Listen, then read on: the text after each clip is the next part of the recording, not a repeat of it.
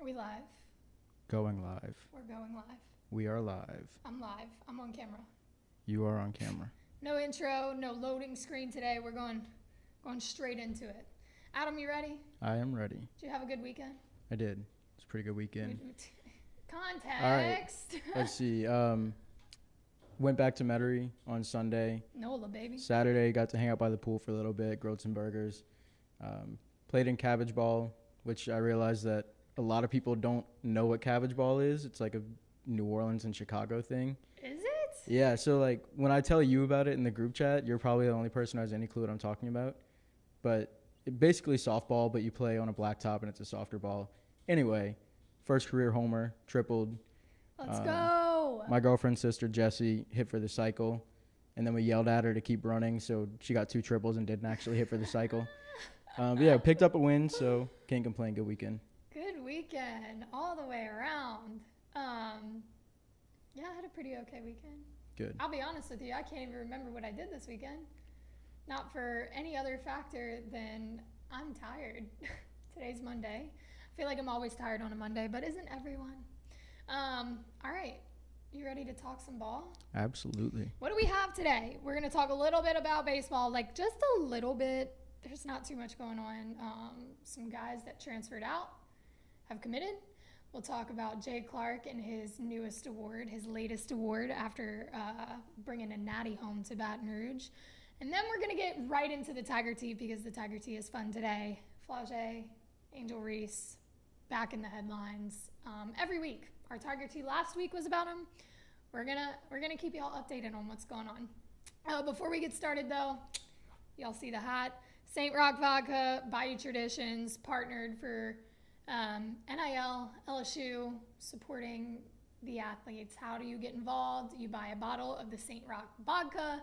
You get vodka. The athletes get some of the proceeds. Everybody wins. Shout out St. Rock. We appreciate y'all for sponsoring Valley Vision and Culture Media. Okay, baseball. We've got 2 guys, 2 big names who decided that LSU is maybe not their place to be.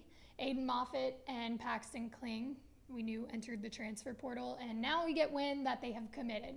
Paxton is headed to Penn State. Aiden Moffett is going to stay in the SEC, but he's going to Texas. He's going to join former A&M head coach, I guess, Natty runner-up, 2024 Natty runner-up, Jim Schlossnagle. I actually have to, I know this is an LSU show, but I have to get your opinion on this because the day after the Natty, Texas A&M Twitter was fuming. They were fuming, obviously, because Schloss said, you know, he was there, wasn't going anywhere, and then the next day he took the head coaching job at Texas. Opinion. On the Schlossnagle stuff, I kind of saw it coming because if you listen to the way he said it, it was never like, I'm not leaving. It was just, you know, I made sacrifices to come here. And maybe when he took the job, he didn't plan to take another job after that. Like, obviously, you want to be somewhere long term. So he can get up there and say, like, yeah, I didn't plan to leave. I left my family for this. That's all true, but you're not saying that you're not going to leave. Correct. You know? And you know what? I have to say, like, if you're an A&M fan, you probably feel a little betrayed. But, like, take a step back, look at the big picture. The guy's about to make, what, $3.8 mil? $3.8 mil? You can't look me in the face and tell me that if you were offered a bag like that, you would say, no, I'm going to remain here. Cap, dude. No shot. So congrats on the bag to him. Also, to have some grace for coaches, like, it is a business. And I'm sure his love for A&M was real. But isn't he from, like, near Texas? Like, his family's over there? He was at TCU before A&M, yeah. And now he's going to Austin. So, I mean, yeah, he's been in Texas for a long time. I'm pretty sure he had family ties, like, more of a reason to go. It never sits well when your head coach leaves for a rival, an in-state opponent. Especially now in the SEC, too. Yeah, God, the drama was crazy in college baseball after that natty. But, like, I got to say, the Texas A&M, look, LSU fans are brutal. Okay, we'll own it. We'll acknowledge it. But the A&M fan, specifically A&M Barstool, pipe down. Okay, because the tweets were a bit much. But yeah, back to the LSU side. I got some beef with A&M Barstool. Do you? Actually, I went to the A&M LSU football game last year 2 years ago, I guess now, and one of my buddies told his work that he was going to visit family, so he had to take off for the weekend, and then that's when LSU got like blown out in the fourth quarter. And A&M Barstool posted a picture of him at the game, like pissed off, standing there with his arms crossed. So I've probably seen that picture. His boss got it, like in the work group chat, that he wasn't visiting family. Yeah. Oh no! Yeah. Social media is so cruel sometimes. Oh, that's really tough. Damn. But yeah, losing Moffett to the new SEC opponent, Texas. We do wish them the best. I know, Kling didn't have the career here that, there was a lot of hype around Kling when he came in. A lot of talk about him being the next Dylan Cruz. And when you put the pressure on a kid to fill shoes like Dylan Cruz's, cut him some slack, dude. That's tough to do.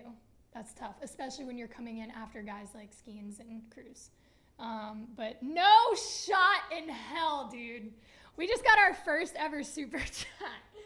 Let's go, no Anthony. Way. Anthony super chatted. That's crazy. Wow. I just got like a rush. Well, you can't dodge the question though. I know. He paid to embarrass me on camera. Okay, so for those of you who didn't know, Anthony's question, how many pitches did you actually square up when hitting with Milam? We told y'all last week there was going to be an interview with Steven Monster Milam in the LSU batting cages. We were going to talk a lot about his freshman year, how he translated a pretty poor fall, he said it, not me, into a pretty successful freshman season. We talked about the tiger stripes in the hair, where the nickname comes from. It was a great interview, but you guys know how these things go. I have to challenge the D1 athlete to their sport for some godforsaken reason. And every time I do it, every single time, the thought in my head is, why are you doing this? Why are you doing this? So if that doesn't answer your question, how many did I actually square up? I'm not going to answer that. Adam, you videoed it, so be honest. There was one, if the clip you posted, let me finish here. Okay, there was one that you almost killed me and Trinity. I did, yeah. And I think that ended up on the clip that went on socials. Yep. But I think you had solid contact on about 4 or 5. Okay. You went past the 10-pitch limit that we set. Yeah, okay, well, let me explain that one. We said 10, and if you know me, I wasn't hitting up to par, so I took 10 more. I wasn't going to stop until I was getting a little piece of it, but the first 3 fully went Yeah, I think you took about 7 or 8 warm-up pitches, and then after that, you had decent contact on about 5, 6 of the next ones. I'll take it. You shot a couple back up the middle. I did, and I broke a nail. And what's funny is in the interview, Milam was like, "Are you sure you want to hit? You might break your nails." And I was like, "I'm fine." Sure enough, 3 pitches in, cracked. He's competitive too. He was talking. He was? I couldn't hear him. I mean, even before a little bit, but like he was kind of off to the side, like, "Oh, that's a little bit better than I was expecting. I didn't think she was gonna be swinging like that." Oh, okay. Yeah. Huh? Well, I was running my mouth before, as I do, to an All-American for, I don't know. It's an ego thing, dude. Great content. You learn a lot about Milam, and it's entertaining. So y'all should definitely check that out. We got that up today. Had a few technical difficulties over the weekend, but it's a really good interview. We're in the works. I believe one of my precious interns, Kylie, is setting one up with Michael Braswell this week as well. Not hitting. We're not hitting this week. I need to take off. My forearms were actually very sore for some reason. But we're going to do maybe a little challenge at shortstop because I didn't embarrass myself enough. I didn't show how washed up I was already. I'm going to hit the field with a glove and put my best effort out. Get Milam back out there to hit some more at you. Yeah, okay. Well, we'll have him at second, and then challenge will be like rolling it up. Anyway, coming at y'all soon. We'll keep y'all posted on that. Okay, let's get off that hop on Abby train of embarrassment. I did say Jay Clark has a new title. Not a new title, but he got a little bit of love this week. He was named the All-State Sugar Bowl's Outstanding Collegiate Coach for Louisiana. Obviously, you bring LSU gymnastics their first ever national title, you deserve some flowers. And he did it relatively quickly. We've seen that across the board, not across the whole board at LSU, but we've seen it kind of a little bit of a theme with these new coaches coming in their first couple years, racking a natty. Kim Mulkey does it, Jay Johnson does it, and now Jay Clark, in just 4 seasons with LSU, brings the title back to Baton Rouge. Not just the title, but I think you got to peel back some layers of how much they actually did this season. They were breaking records left and right, individuals, Haley Bryant, of course, Kaya Johnson, but going to the finals for the 10th time in school history, second year in a row, and then becoming just the eighth program in NCAA history, like overall, to win a women's gymnastics title. Pretty good stuff. Pretty good track record for Jay Clark. He's a guy that, he takes care of those girls and is so much more than just what happens on the floor.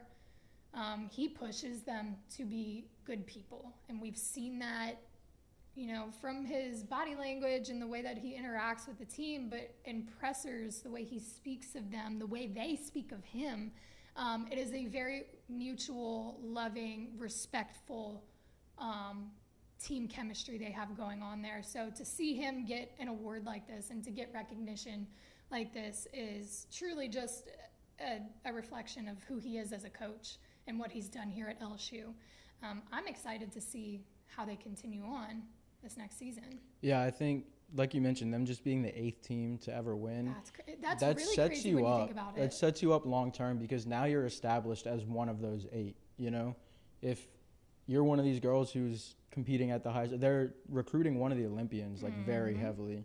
One of their commits is alternate for the Olympics. Like, winning a national title in a sport that less than 10 teams have ever won, like, that puts you in that upper echelon for the next decade plus. And as if LSU recruiting across the board had no problem to begin with, but like you said, setting that foundation of, there were only 7 teams that have won this title before. To break through and become that 8th team lays a foundation where you start to build an empire.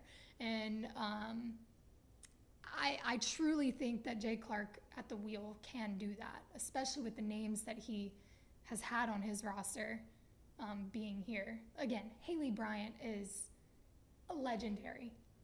And I don't just say that because she's an LSU gymnast. I say that because if you look at the numbers, and again, the way she carries herself, it's incredible, truly. So I think she was the 14th person ever to complete a gym slam.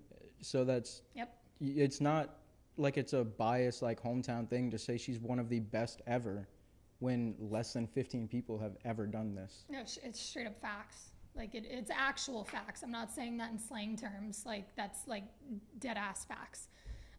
So really cool for him.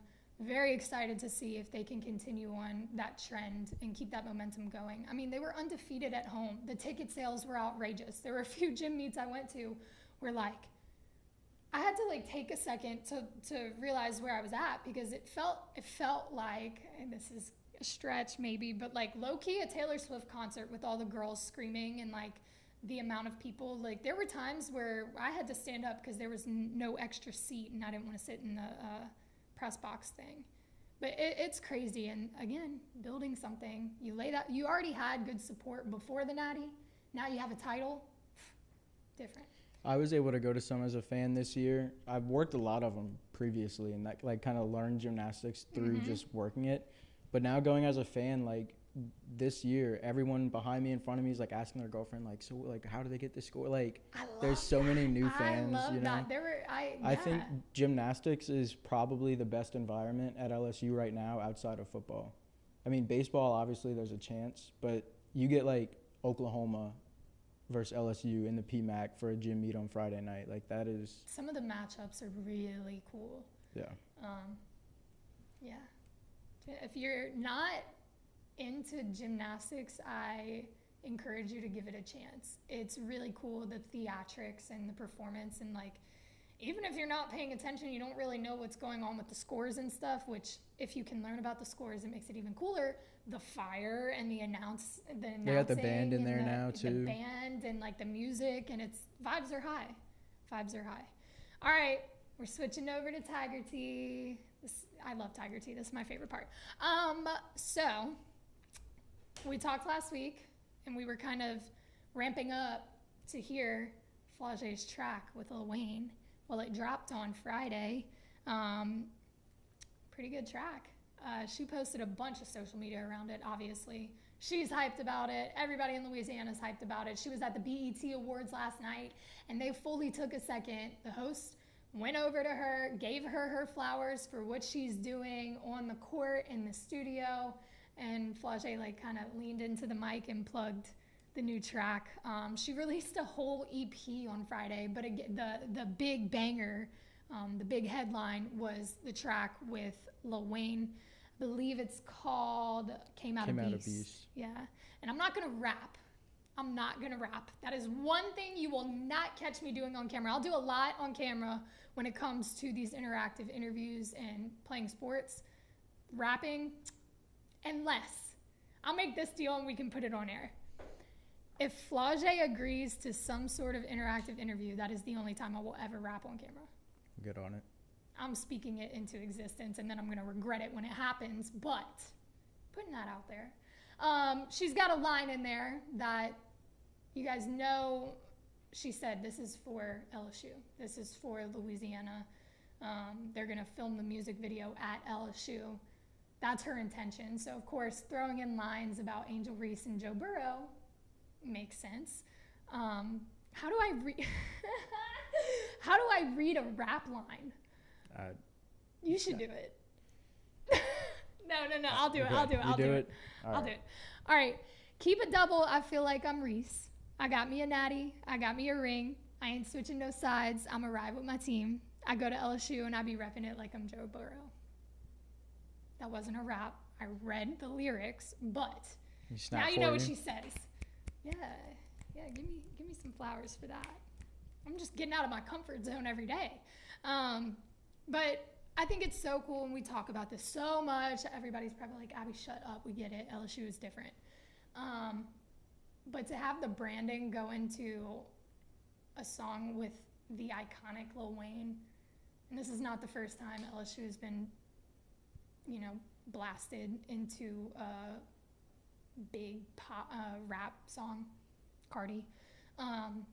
It's really cool. It's great for the branding at LSU. It makes people want to come here and be a part of it, whether you're an athlete, whether you're a student, whether you're a fan. So firing on all cylinders, LSU is. And you can thank some of these individuals on these teams for that. She did mention Reese, so I'm going to mention Reese. And I don't know how we wouldn't mention Reese after what she did. Angel Reese in the headlines again, but for a different reason. For a reason that will have me less fired up on the negative side, more fired up on the positive side. The woman broke a WNBA record, not a rookie record, a WNBA record. She is the first WNBA player to record a double-double in 10 consecutive games in a single season. Do you know who if you know the answer, don't say it, but just for dramatics. Do you know who held the record before her? I have no clue, Abby. Adam, sell it. Sell it. I don't know. Who was it? Pretty impressive name. The one and only Ace Parker. Candace Parker held that record for 9 seasons, I believe, right? Something like that. Or 9 games. 9 games. Yeah. So Angel gets 10 and passes the 2-time WNBA MVP, former Sky player, Candace Parker, in her rookie season. For all of the haters, and I'm looking directly, let me do this real quick. For all of the haters that want to run their mouths on social media about Angel Reese and what she does for the game, and stop.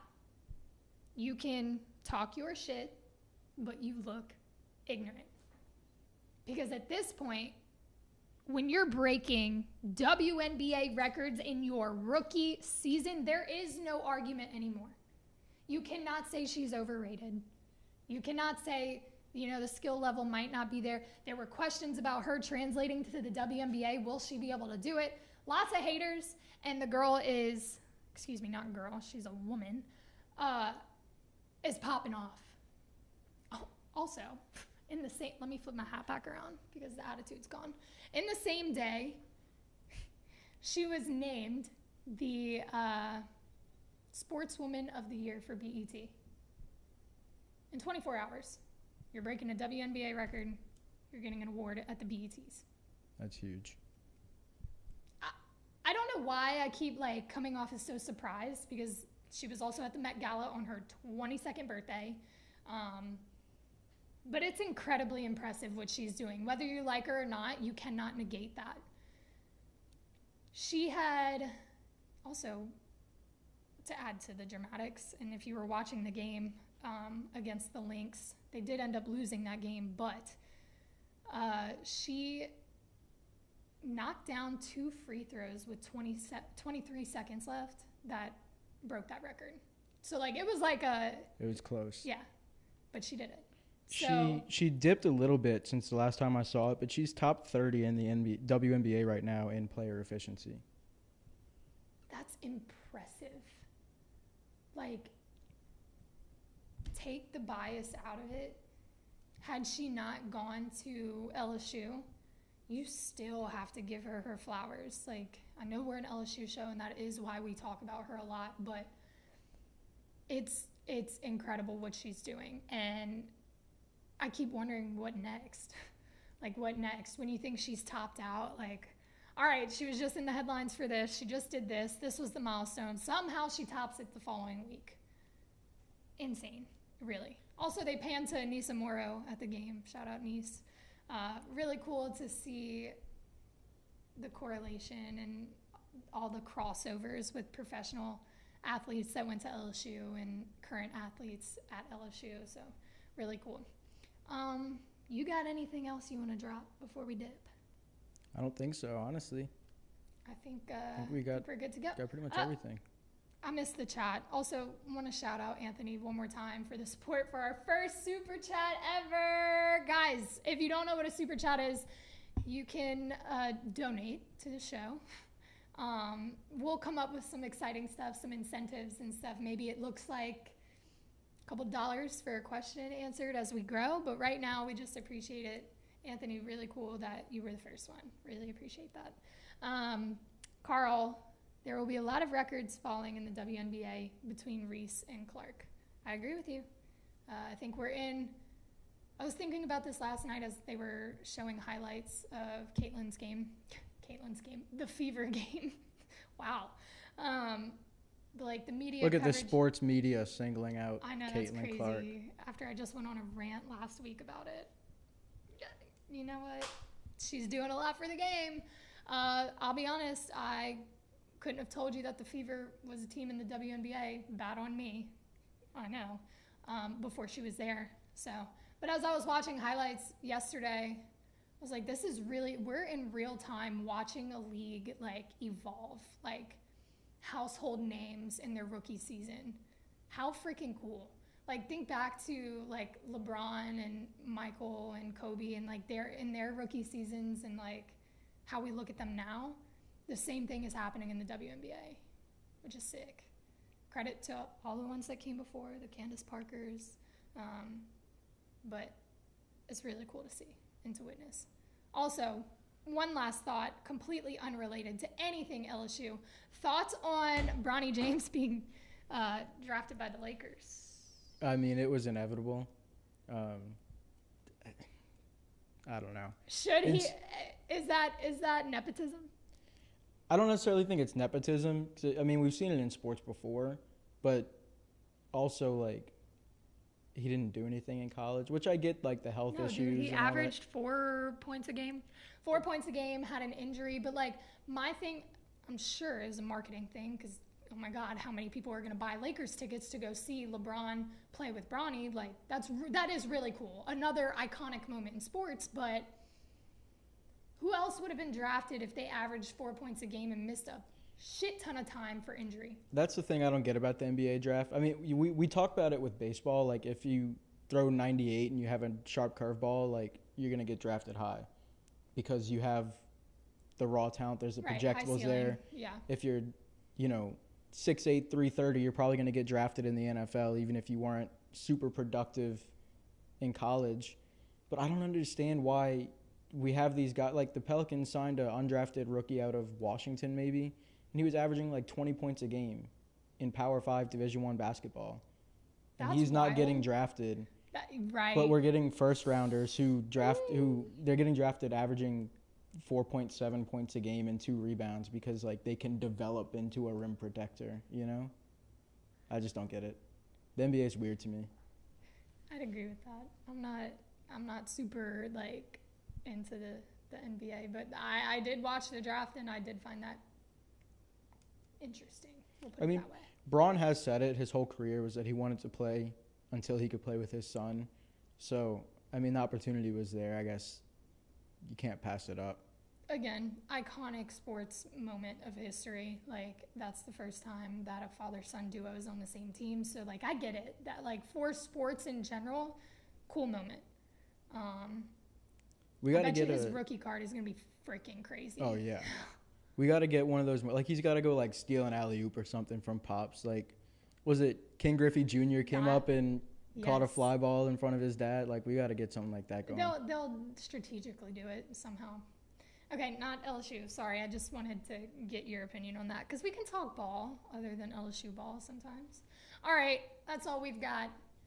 It's been a Monday. It's been a very Monday, but you can choose your reality. You can have a good day. So I'm going to choose to have a good rest of the day, rest of the week. We'll keep y'all posted on what we got coming at y'all. I told y'all we're working on a Braswell interview. Anthony did a cool interview with Miss LSU, which will come out on Friday.